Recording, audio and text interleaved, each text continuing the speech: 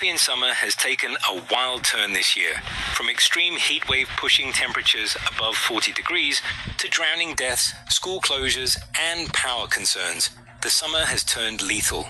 Now, as the deadly summer continues, people are opting for unique and innovative ways to beat the heat. Many have flooded beaches in Netherlands in hopes of taking a dip and cooling down, and others who couldn't reach a beach were seen jumping into canals and fountains in Paris. Now, the heat has made Europe return to the era of hand fans. Carrying fans in hand has become a daily ritual for Europeans. In Germany, authorities have taken an innovative turn by installing makeshift water sprinklers to help pedestrians fight the heat using mist. Other visuals from the continent show the public in a state of crisis. People were seen crowding electronic stores in hopes of acquiring air conditioners. Countries across Europe have issued red or high-level heat alerts, with forecasters warning that all-time temperature records could be broken before conditions ease. Every year, Europe loses dozens of people to heatwave. The World Health Organization's Europe office has reported that over 200,000 people across Europe have died from heat-related causes over the past 4 years. From rising temperatures to rising death rates, heatwave is impacting citizens across Europe.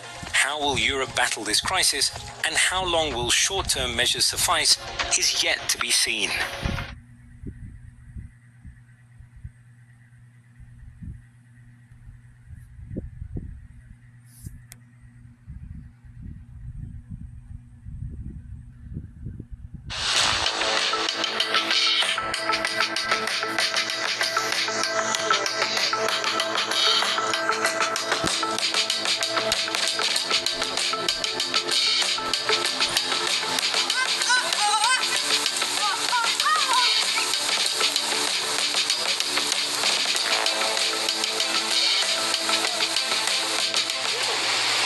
Europe is battling one of the most devastating heat waves in its recorded history.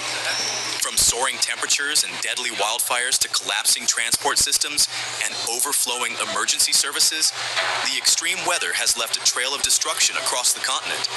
France has reported around 1,000 additional deaths in just 3 days, while Germany shattered temperature records and struggled to contain dangerous forest fires. Scientists say this unprecedented heat bears the unmistakable fingerprints of climate change.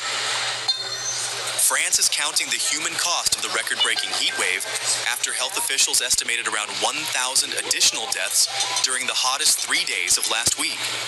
Daily deaths surged far above normal levels as emergency services responded to a sharp rise in heat-related incidents, particularly in the Paris region. Most victims were elderly, with people aged 65 and above accounting for 85% of the fatalities. Authorities said the worst impact was seen in regions placed under the highest red heat alerts, covering nearly 3/4 of France at the peak of the crisis. Officials warned the final death toll could climb further, as reports from private homes continue to be collected and verified.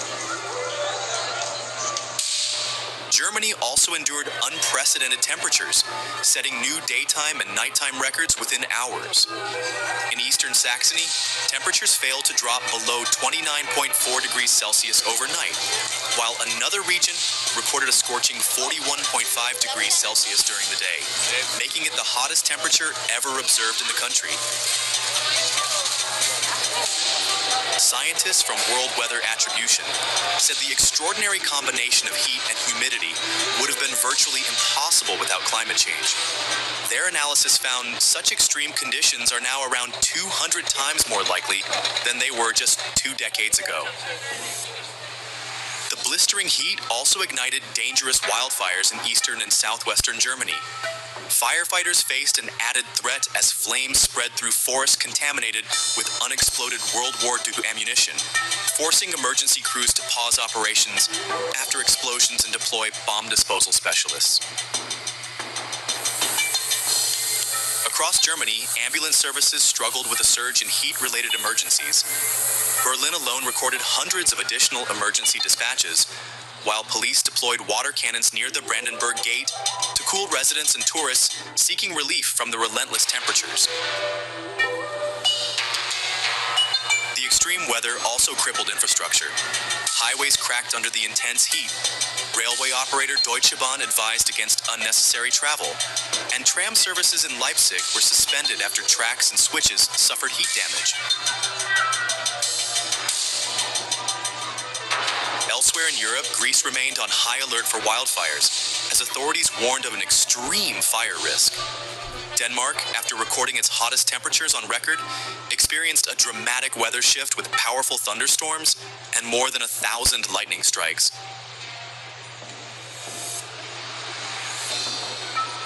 As the heat wave slowly moves eastward, Europe continues to confront deadly temperatures, destructive wildfires, and growing evidence that climate change is making extreme weather events more frequent, more intense, and far more dangerous.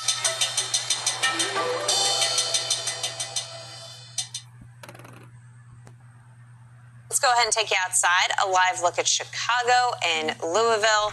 We're waking up in the mid-70s, so you guessed it.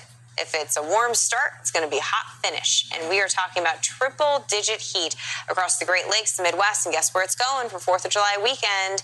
Yep, the East Coast. So I guess in one way, we're all together, you know, but man, it's tough. And this is not just, you know, a really tough stretch of hot weather. We're talking about historic heat here. Yeah. I mean, Philadelphia could be breaking an all-time record by the time we close out this work week. I mean, we were talking about France last week, Spain, Germany. This week, sadly, it's our turn. I guarantee you, Europe will be making the headlines worldwide. Yeah, it's going to be really tough. So let's talk about a couple components here. The actual air temperature, but the heat and humidity combo, because both are very important. Now, the actual air temperature hitting 100 degrees, it happens all the time out to the southwest. That is dry, arid air. Takes less energy to heat up that air. When you have more humidity in place, which is very common to the east of the Mississippi, it does take a lot more work. So 100 degrees in Philly, a little bit harder than 100 degrees in Phoenix. Just goes to show you how strong this area of high pressure is and how much we're dealing with and how widespread it is at that. Now, a lot of us will be hitting the first 100-degree reading, but then you throw in the relative humidity, and we're not talking dew points in the 60s and 70s. We're talking up to the 80s. That is significant. Our bodies can't cool down. We just can't cool down. So 20-plus states are going to hit 100 degrees or hotter. Then to Craig's point, you throw in the humidity and it is going to feel unbearable. So we have some heat warnings to pass along and some watches as well. It's already here if you live in the Midwest. Take advantage of the morning hours. It's a little more manageable. The afternoon is when you have to really kind of shelter in place. You have to find air conditioning. But look at the heat watch. It's up for Memphis, but also the Northeast. You guys have the watch that went up this morning. You still have time to prepare. So make sure that you're prepared because you are going into a holiday weekend with this extreme heat and humidity combo. So the heat index, that is the heat and the humidity. Why is it important? Well, as humans, a little bit of science talk here, you go outside, you're sweaty, the sweat evaporates from your skin, and that process lowers your internal body temperature.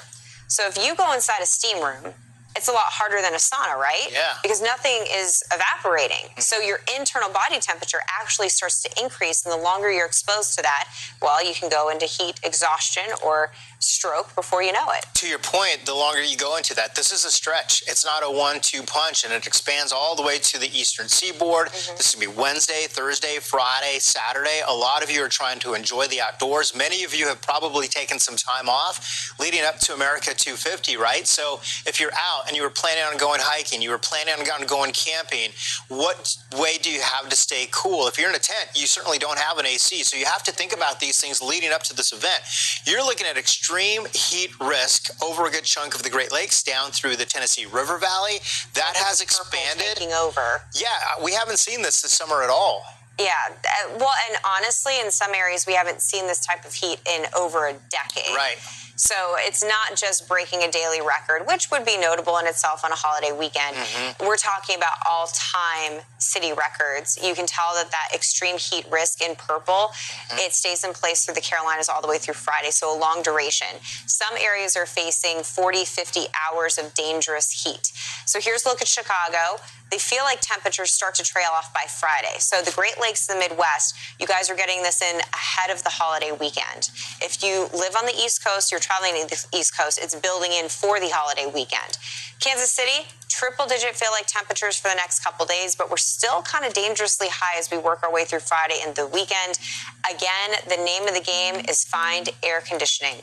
In the afternoon, if you don't have it, or if you need to save some money at home because it is expensive, take advantage of the library, going to the movies, a museum. If you are doing some summer travel in some of these cities like New York, some of our museums are actually free.